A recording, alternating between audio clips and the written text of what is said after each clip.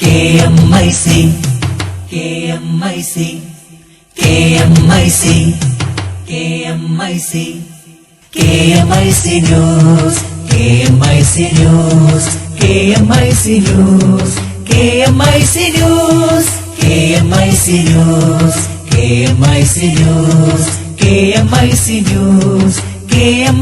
News, നാടിന്റെ ചലനങ്ങൾ കൺമുന്നിൽ കാണാം, വാർത്താവിശേഷത്തിൻ ചെപ്പു തുറക്കാം. KMIC News.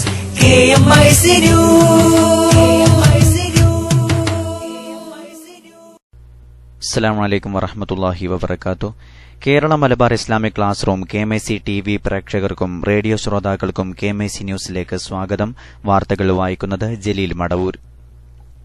പ്രധാന വാർത്തകൾ. ആചാരമെന്ന നിലക്ക് നിലവിളക്ക് തെളിയിക്കുന്നത് അനുവദനീയമല്ല. വെളിച്ചം ലഭിക്കാൻ ഏത് വിളക്കുകളും കത്തിക്കാം. സമസ്ത കേരള ജമിയത്തുൽ ഉലമ. SSF സംസ്ഥാന സാഹിത്യോത്സവ് കലാപ്രതിഭകളെ സ്വീകരിക്കാൻ മർക്കസ് ഒരുങ്ങി.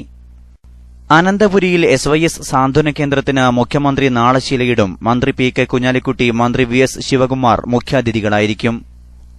ഈ വർഷത്തെ ഹജ്ജിന് പോകുന്ന ഹാജിമാർ 20 മണിക്കൂർ മുമ്പ് ക്യാമ്പിലെത്തണം. എമിഗ്രേഷന് 4 കൌണ്ടറുകൾ. സംസ്ഥാനം മിനി അടിയന്തരാവസ്ഥയിലാണെന്ന് CPM സംസ്ഥാന സെക്രട്ടറി കോടിയേരി ബാലകൃഷ്ണൻ. തദ്ദേശ തെരഞ്ഞെടുപ്പ് 1 മാസം നീട്ടിവെക്കണമെന്ന് സംസ്ഥാന സർക്കാർ.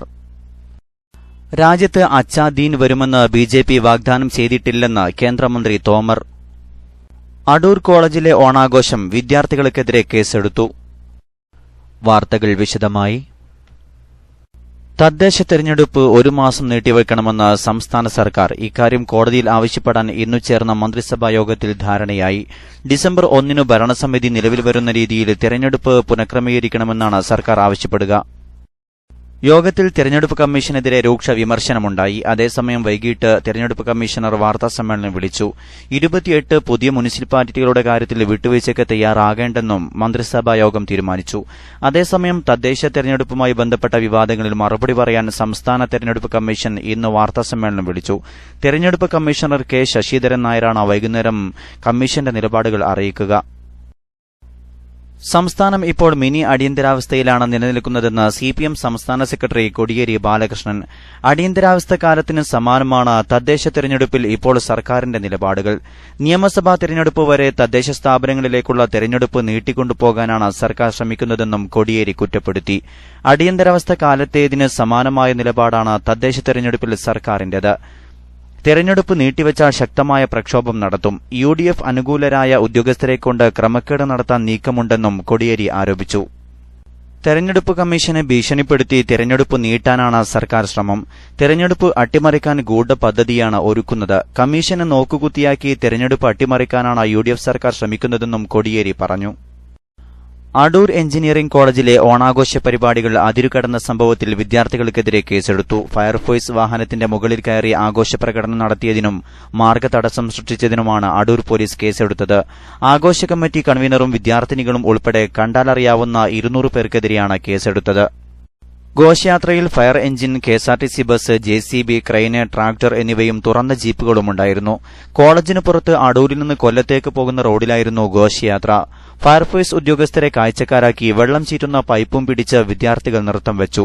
ഫയർഫോഴ്സ് വാഹനത്തിന്റെ മുകളിലും കുട്ടികൾ സ്ഥാനം പിടിച്ചിരുന്നു. KSRTC ബസും ഫയർ എഞ്ചിനും വാടകയ്ക്ക് എടുക്കുകയായിരുന്നു. ആഘോഷത്തിന് ഫയർഫോഴ്സ് വാഹനം അനുവദിച്ചതുമായി ബന്ധപ്പെട്ട് 6 ഉദ്യോഗസ്ഥരെ കഴിഞ്ഞ ദിവസം സസ്പെൻഡ് ചെയ്തിരുന്നു. Station officer T Gopakumar, leading ഫയർമാൻമാരായ യേശുദാസൻ, PT ദിലീപ്, S സോമരാജൻ എന്നിവരെയാണ് സസ്പെൻഡ് ചെയ്തത്. ഗതാഗത നിയന്ത്രണത്തിന് ചുമതലപ്പെടുത്തിയിരുന്ന ഹോംഗാർഡിനെയും സസ്പെൻഡ് ചെയ്തിട്ടുണ്ട്.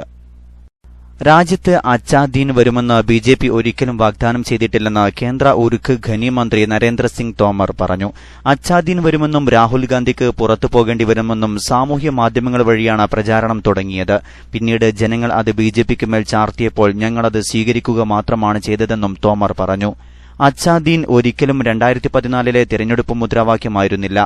നല്ല ദിനങ്ങൾ രാജ്യത്ത് വന്നുകഴിഞ്ഞുവെന്ന് വിമർശകർ മനസ്സിലാക്കിക്കൊള്ളുമെന്നും തോമർ മാധ്യമപ്രവർത്തകരോട് പറഞ്ഞു. BJP വാഗ്ദാനം ചെയ്ത അച്ഛാ ദീൻ രാജ്യത്ത് പുലരാൻ 25 വർഷം വേണ്ടിവരുമെന്ന് ദേശീയ അധ്യക്ഷ അമിത് ഷാ നേരത്തെ വ്യക്തമാക്കിയിരുന്നു. 5 വർഷത്തെ ഭരണം കൊണ്ട് അച്ഛാ ദീൻ സാധ്യമാകില്ലെന്നാണ് അമിത് ഷാ ചൂണ്ടിക്കാട്ടിയത്. കൊച്ചി അന്താരാഷ്ട്ര വിമാനത്താവളം വഴിയുള്ള ഈ വർഷത്തെ ഹജ്ജ് യാത്രയുടെ ഒരുക്കങ്ങളെക്കുറിച്ച് അവലോകന യോഗം നടന്നു. കൊച്ചി അന്താരാഷ്ട്ര വിമാനത്താവളത്തിലെ കോൺഫറൻസ് ഹാളിൽ നടന്ന യോഗത്തിൽ എറണാകുളം ജില്ലാ കലക്ടർ രാജമാണിക്യം, മലപ്പുറം ജില്ലാ collector T Bhaskaran, regional transport officer K M Shaji, superintendent of police U Abdul Kareem തുടങ്ങിയ പ്രമുഖർ പങ്കെടുത്തു. ഇവരെ കൂടാതെ CIAL police, customs, emigration, BSNL, railway, Air India, ഹജ്ജ് committee, fire force, medical, State Bank of India, index bank തുടങ്ങിയവരുടെ പ്രതിനിധികളും യോഗത്തിൽ പങ്കെടുത്തു. കൊച്ചി അന്താരാഷ്ട്ര വിമാനത്താവളത്തോടനുബന്ധിച്ചുള്ള 2 ഹാങ്കറിലായിട്ടുള്ള 1,00,000 സ്ക്വയർ ഫീറ്റ് സ്ഥലത്താണ് ഹാജിമാർക്കുള്ള സൌകര്യങ്ങൾ ഒരുക്കിയിട്ടുള്ളത്. ഇവിടെ ഹാജിമാർക്കും അവരെ സൌജന്യമായി സഹായിക്കുവാൻ എത്തുന്ന വണ്ടിയർമാർക്കും താമസിക്കുന്നതിനും നിസ്കാരം നടത്തുന്നതിനും വിശ്രമിക്കുന്നതിനും പ്രത്യേക സൌകര്യങ്ങളാണ് ഒരുക്കിയിട്ടുള്ളത്. ഇതുകൂടാതെ ഇവിടെ എത്തുന്ന ഹാജിമാർക്കും സന്ദർശകർക്കും ഭക്ഷണം കഴിക്കുന്നതിനുള്ള ക്യാന്റീൻ, സന്ദർശകർക്കുള്ള വിശ്രമസ്ഥലം, പ്രാഥമിക സൌകര്യങ്ങൾ നടത്തുന്നതിനുള്ള 100ഓളം ടോയ്ലറ്റുകൾ തുടങ്ങിയവയുടെ പണികൾ പൂർത്തിയായി വരികയാണ്. ഹജ്ജിന് പോകേണ്ട ഹാജിമാർ 20 മണിക്കൂർ മുമ്പ് ഹജ്ജ് ക്യാമ്പിൽ എത്തേണ്ടതാണ്. സെപ്റ്റംബർ 1 മുതൽ എല്ലാ ദിവസവും വൈകിട്ട് 4 മുതൽ 6 വരെയുള്ള സമയത്താണ് ക്യാമ്പിൽ ഹാജിമാർ എത്തേണ്ടത്. കൊച്ചി അന്താരാഷ്ട്ര വിമാനത്താവളത്തിലെ അന്താരാഷ്ട്ര ടെർമിനലിനെ 1-ാം നമ്പർ ഗേറ്റ് ഹാജിമാരുടെ യാത്രയ്ക്കായി മാത്രമായി ഉപയോഗിക്കാനാണ് സജ്ജീകരണങ്ങൾ ചെയ്തിട്ടുള്ളത്. ഇവിടെ ഹാജിമാർക്ക് വിശ്രമിക്കുന്നതിന് 300ഓളം കസേരകൾ സ്ഥാപിക്കും. കൂടാതെ നിസ്കാരത്തിനും മറ്റും പ്രത്യേക സൌകര്യങ്ങൾ ഏർപ്പെടുത്തും.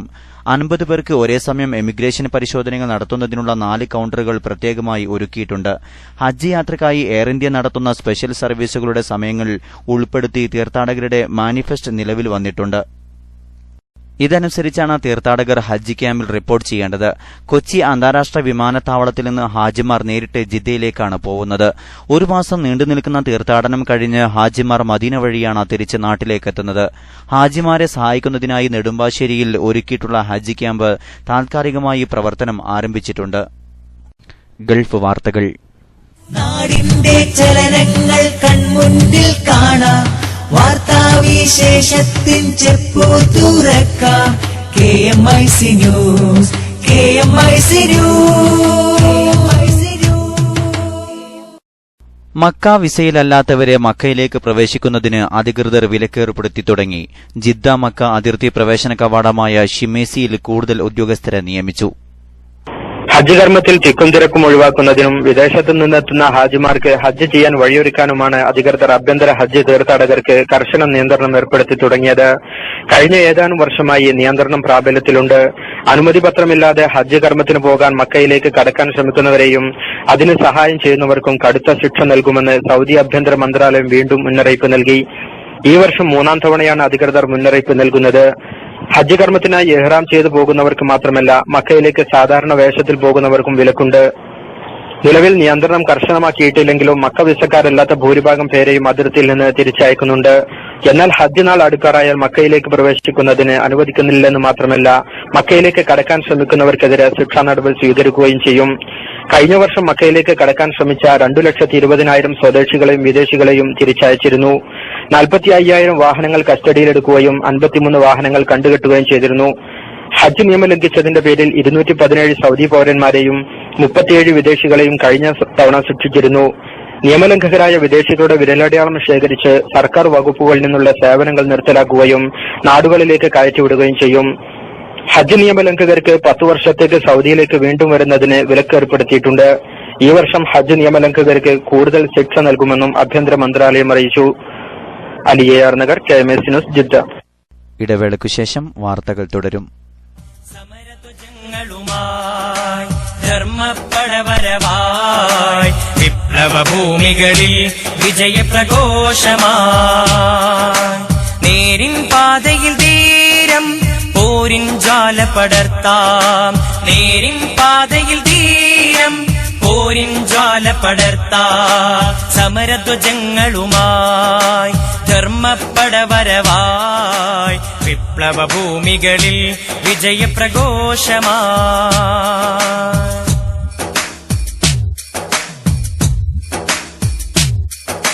തിളച്ച തീയിൽ മുളച്ചു പൊങ്ങി ഇലച്ച പ്രസ്ഥാനം. ക്ഷയിച്ചിടാത്ത ചിത്തബലത്താൽ ജയിച്ചൊരഭിമാനം. തിളച്ച തീയിൽ മുളച്ചു പൊങ്ങി ഇലച്ച പ്രസ്ഥാനം. ആവേശത്തോടെ നാം കാത്തിരുന്ന ആ സുദിനം വന്നെത്തി.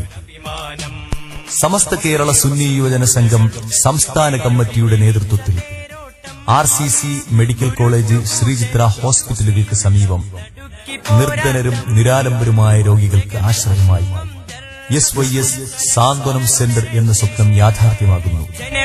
ഈ മാസം 26 ബുധൻ വൈകുന്നേരം 4 മണിക്ക് തിരുവനന്തപുരം പ്രസ് ക്ലബ്ബ് ഹാളിൽ ആദരണീയരായ അഖിലേന്ത്യാ സുന്നി ജംഇയ്യത്തുൽ ഉലമ ജനറൽ സെക്രട്ടറി ഖമറുൽ ഉലമ കാന്തപുരം AP അബൂബക്കർ മുസ്ലിയാരുടെ അധ്യക്ഷതയിൽ അഭിവന്ദ്യരായ കേരള മുഖ്യമന്ത്രി ശ്രീ ഉമ്മൻചാണ്ടി നിർമ്മാണോദ്ഘാടനം നിർവഹിക്കുന്നു.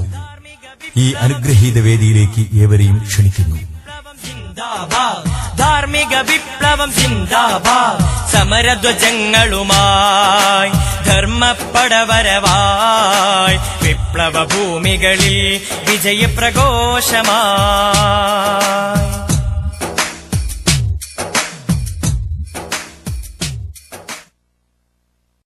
നിലവിളക്ക് ഇസ്ലാമിക സംസ്കാരമല്ലെന്നും ബഹുമാനാദരവോടെ ആചാരമെന്ന നിലക്ക് നിലവിളക്ക് തെളിയിക്കുന്നത് അനുവദനീയമല്ലെന്നും സമസ്ത കേരള ജമിയത്തുൽ ഉലമ മുശാവറ വ്യക്തമാക്കി. വെളിച്ചം ലഭിക്കാൻ ആധുനികവും പുരാതനവുമായ ഏത് വിളക്കുകളും കത്തിക്കുന്നതിന് വിരോധമില്ലാത്തതും അതേസമയം ദീപാരാധനയും അഗ്നിയാദരവും ഇസ്ലാമികമായി പാടില്ലാത്തതും ഉദ്ഘാടനവേദികളിലും മറ്റും ആദരപൂർവ്വം ദീപം കൊളുത്തുന്ന ആചാരം മുസ്ലിംകൾ നടപ്പാക്കുന്നത് ശരിയല്ലെന്നും സമസ്ത കേരള ജമിയത്തുൽ ഉലമ മുശാവറ പ്രസ്താവനയിൽ വ്യക്തമാക്കി. സമസ്തയുടെ വളർച്ചയും ശക്തിയും മുശാവറ അംഗങ്ങളുടെ ഐക്യവും ഏകാഭിപ്രായവുമാണ്. മുശാവറ എടുക്കുന്ന ഏത് തീരുമാനവും ഐക്യകണ്ഠനയുള്ളതാണ്. ഈയിടെ ചിലരുമായി ബന്ധപ്പെട്ടു വന്ന വാക്കുകളിലും പ്രവർത്തനങ്ങളിലും ശരീഅത്തിന് വിരുദ്ധമായത് ബോധ്യപ്പെട്ടതിനാൽ അവരുമായി വിട്ടുനിൽക്കണമെന്ന മുശാവറ തീരുമാനത്തെ ചിലർ ഏകപക്ഷീയ തീരുമാനമെന്നും സമസ്തയിൽ അതിന്റെ പേരിൽ അഭിപ്രായ വ്യത്യാസമുണ്ടെന്നും പ്രചരിപ്പിക്കുന്നത് ശുദ്ധ കളവാണ്. അതിൽ പ്രവർത്തകർ വഞ്ചിതരാകരുതെന്നും മുശാവറ വ്യക്തമാക്കി. പ്രസിഡന്റ് ഇ സുലൈമാൻ മുസ്ലിയാരുടെ അധ്യക്ഷതയിൽ കാന്തപുരം AP അബൂബക്കർ മുസ്ലിയാർ ഉദ്ഘാടനം ചെയ്തു. PT കുഞ്ഞമ്മ മുസ്ലിയാർ, പൊന്മള അബ്ദുൽ ഖാദർ മുസ്ലിയാർ, സയ്യിദ് അലി ബാഫഖി, സയ്യിദ് ഇബ്രാഹിം ഖലീലുൽ ബുഖാരി തുടങ്ങി സമസ്ത മുശാവറ അംഗങ്ങൾ പങ്കെടുത്തു. റീജിയണൽ ക്യാൻസർ സെന്ററിന് സമീപം SYS സംസ്ഥാന കമ്മിറ്റി നിർമ്മിക്കുന്ന സാന്ത്വന കേന്ദ്രത്തിന്റെ ശിലാസ്ഥാപനം നാളെ മുഖ്യമന്ത്രി ഉമ്മൻചാണ്ടി നിർവഹിക്കും. വൈകുന്നേരം 5:30 തിരുവനന്തപുരം പ്രസ് ക്ലബ്ബിലെ സ്വദേശാഭിമാനി ഹാളിൽ നടക്കുന്ന ശിലാസ്ഥാപന സമ്മേളനത്തിൽ അഖിലേന്ത്യാ Sunni Jamiyyathul Ulama secretary general Kanthapuram AP Aboobacker Musliyar അധ്യക്ഷത വഹിക്കുന്ന ചടങ്ങിൽ സാമൂഹിക സാംസ്കാരിക രംഗത്തെ പ്രമുഖർ പങ്കെടുക്കുമെന്ന് സംഘാടകർ വാർത്താസമ്മേളനത്തിൽ അറിയിച്ചു. മന്ത്രി PK കുഞ്ഞാലിക്കുട്ടി, ആരോഗ്യമന്ത്രി VS ശിവകുമാർ ചടങ്ങിൽ മുഖ്യാതിഥികളാകും. ET മുഹമ്മദ് ബഷീർ MP, MLAമാരായ K Muraleedharan, V Sivankutty, doctor KT Jaleel, MA Wahid, മുൻ MP പന്ന്യൻ രവീന്ദ്രൻ, മുൻ കേന്ദ്രമന്ത്രി O രാജഗോപാൽ തുടങ്ങിയവരും അതിഥികളായി പങ്കെടുക്കും. സാന്ത്വന കേന്ദ്രം ധനസമാഹരണം ഉദ്ഘാടനം SMA സംസ്ഥാന പ്രസിഡന്റ് സയ്യിദ് ഇബ്രാഹിം ഖലീലുൽ ബുഖാരി നിർവഹിക്കും. SYS സംസ്ഥാന സെക്രട്ടറി PA മുഹമ്മദ് കുഞ്ഞി സഖാഫി പദ്ധതി അവതരിപ്പിക്കും.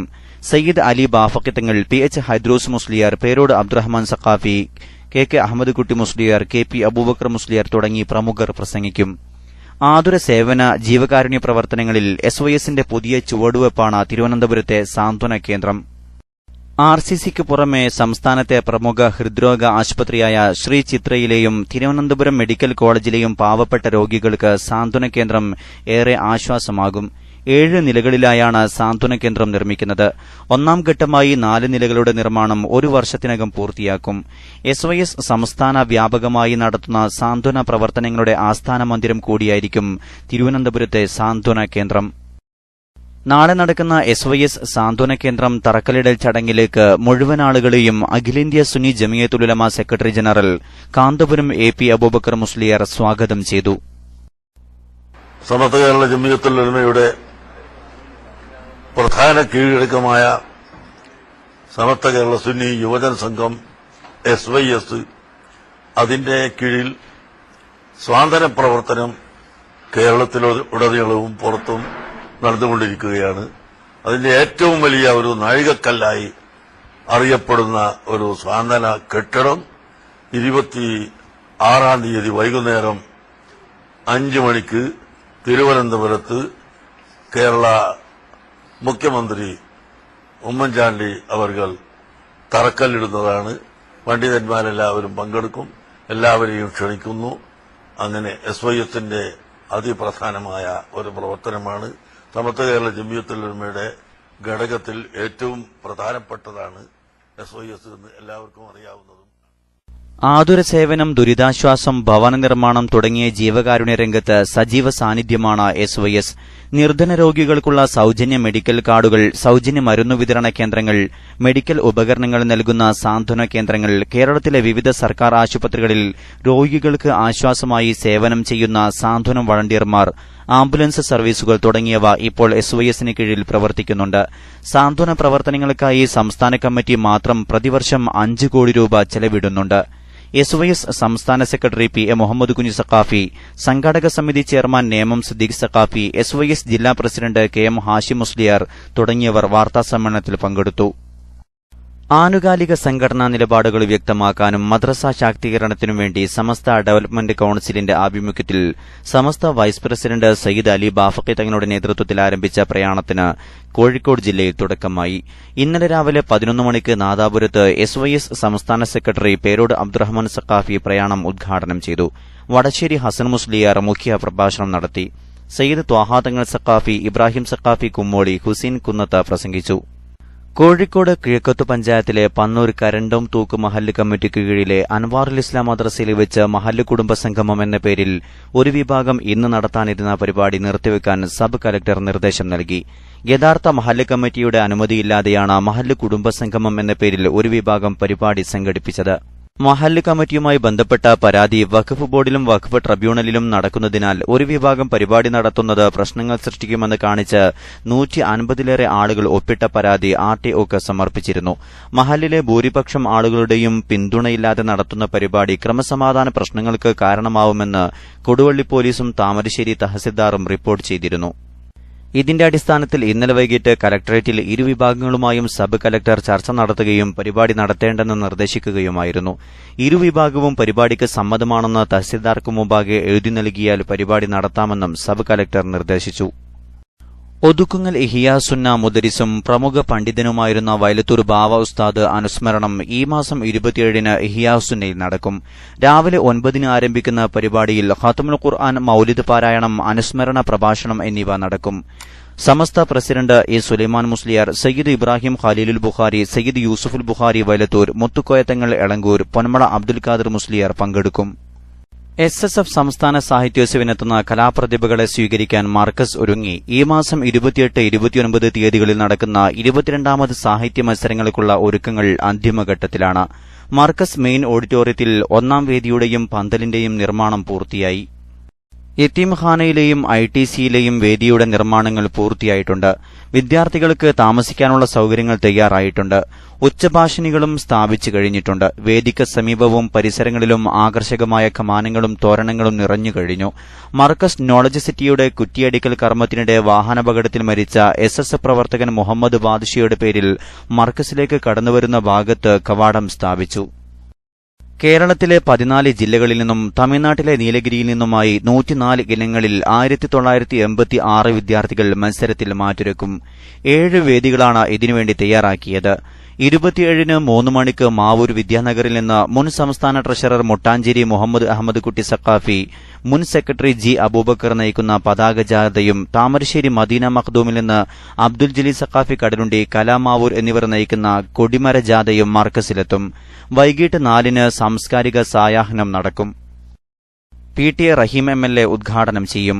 വൈകിട്ട് 7-ന് നടക്കുന്ന ആത്മീയ സമ്മേളനത്തിൽ Kanthapuram AP Aboobacker Musliyar, KK Ahammad Kutty Musliyar, AP Muhammad Musliyar Kanthapuram, C Muhammad Faizy, doctor Hussain Saqafi Chullikode തുടങ്ങിയവർ പങ്കെടുക്കും. ഡോക്ടർ മുഹമ്മദ് ഫാറൂഖ് നൈമി മുഖ്യ പ്രഭാഷണം നടത്തും. 28-ന് രചനാ മത്സരങ്ങൾ ആരംഭിക്കും. ഉച്ചയ്ക്ക് 2:30-ന് താഴെ കാരന്തൂരിൽ നിന്ന് മർക്കസിലേക്ക് സാംസ്കാരിക ഘോഷയാത്ര നടക്കും. സാഹിത്യോത്സവ പ്രശസ്ത സാഹിത്യകാരൻ ശരൺ കുമാർ ലിംബാളെ ഉദ്ഘാടനം ചെയ്യുമെന്ന് SSF ജില്ലാ പ്രസിഡന്റ് അബ്ദുസമദ് സഖാഫി മായനാട് വാർത്താസമ്മേളനത്തിൽ അറിയിച്ചു. കാന്തപുരം AP അബൂബക്കർ മുസ്ലിയാർ അധ്യക്ഷത വഹിക്കും. കർണാടക ആരോഗ്യമന്ത്രി UT Khader, KT Jaleel MLA, Balram MLA, PTA Raheem MLA, Kozhikode collector N Prashanth IAS തുടങ്ങിയവർ പങ്കെടുക്കും. സംസ്ഥാന സാഹിത്യോത്സവിന്റെ പ്രചാരണാർത്ഥം SSF ചെറുവാടി സെക്ടർ കമ്മിറ്റി സംഘടിപ്പിച്ച നാടുണർത്തൽ സന്ദേശയാത്ര സമാപിച്ചു. RSC Qatar national convener Azeez Kodiyathur ഉദ്ഘാടനം ചെയ്തു. CP ഷെഫീഖ് അധ്യക്ഷത വഹിച്ചു. വിവിധ സ്വീകരണ കേന്ദ്രങ്ങളിൽ KM Siraj, T Azeez, C Junaid, UK Rishad തുടങ്ങിയവർ സംസാരിച്ചു. സമാപന സംഗമം ഫസീഹുർ റഹ്മാൻ സഖാഫി ഉദ്ഘാടനം ചെയ്തു. ഈശ്വരവിരുന്നിന് സാഹിത്യോത്സവ പ്രതിഭകൾ നേതൃത്വം നൽകി. അവസാനമായി പ്രധാന വാർത്തകൾ ഒരിക്കൽ കൂടി. ആചാരമെന്ന നിലക്ക് നിലവിളക്ക് തെളിയിക്കുന്നത് അനുവദനീയമല്ല. വെളിച്ചം ലഭിക്കാൻ ഏത് വിളക്കുകളും കത്തിക്കാം. സമസ്ത കേരള ജമിയത്തുൽ ഉലമ. ഈ വർഷത്തെ ഹജ്ജിന് പോകുന്ന ഹാജിമാർ 20 മണിക്കൂർ മുമ്പ് ക്യാമ്പിലെത്തണം. എമിഗ്രേഷന് 4 കൌണ്ടറുകൾ. രാജ്യത്ത് അച്ഛാ ദീൻ വരുമെന്ന് BJP വാഗ്ദാനം ചെയ്തിട്ടില്ലെന്ന് കേന്ദ്രമന്ത്രി തോമർ.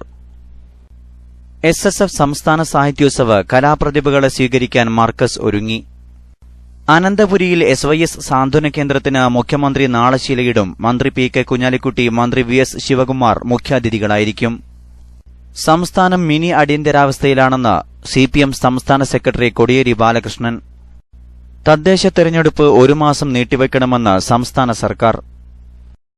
KMICയിൽ ഷെയ്ഖുന കക്കിടിപ്പുറം ഉറൂസ് മുബാറക്കിൽ പേരോട് അബ്ദുറഹ്മാൻ സഖാഫിയുടെ പ്രഭാഷണം തത്സമയം ശ്രവിക്കാം. ഇതോടെ KMIC ന്യൂസ് ബുള്ളറ്റിൻ സമാപിക്കുന്നു. അടുത്ത ന്യൂസ് ബുള്ളറ്റിൻ സൌദി സമയം രാത്രി 10:30, തുടർന്ന് നാളെ വൈകിട്ട് ഇന്ത്യൻ സമയം 7 മണിക്ക്. ന്യൂസുകൾ അയക്കേണ്ട വിലാസം KMIC newstime@gmail.com. അസ്സലാമു അലൈക്കും വറഹ്മത്തുള്ളാഹി വബറകാതുഹു.